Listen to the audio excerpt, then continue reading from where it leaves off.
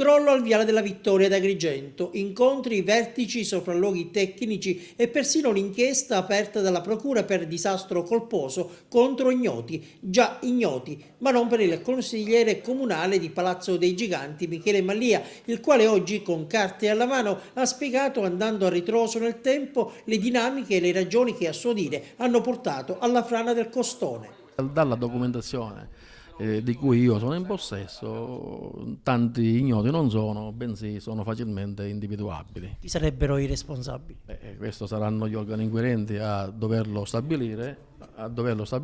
Io ho la mia personale idea. Se sarò chiamato, sarò nelle condizioni di produrre documentazione, diversamente saranno gli uffici della Procura a stanare i responsabili. Il contenuto del corpo del reato.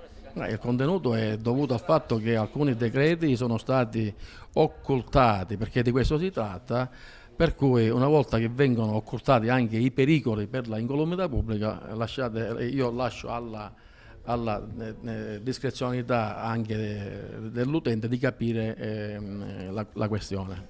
Secondo Mallia, le prescrizioni contenute nel piano Grappelli, che porta la firma del ministro Guimancini, non sarebbero state rispettate. Un piano a salvaguardia della pubblica incolumità, e nella zonizzazione, e precisamente nella zona B, dove insistono questi immobili che sono crollati, prescrivono determinate norme vincolanti che sono state per l'appunto disattese.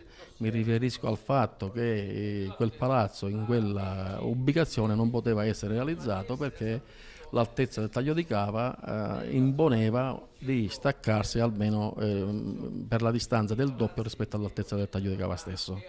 2 mesi dopo, nel decreto Guimancini, queste prescrizioni scompaiono. Bene, questo emerge dalla ricostruzione di tutta la questione, emerge che quell'area soggetta a vincolo ambientale e a salvaguardia della pubblica incolumità, col decreto Guimancini quell'area viene estrapolata, per cui su quell'area i vincoli della incolumità pubblica iniziano ad avere ritornano nel piano regolatore a far data dal 2004, quando il piano regolatore viene adottato da questo comune di Agrigento. C'è un altro aspetto: questi palazzi sarebbero stati costruiti senza licenza.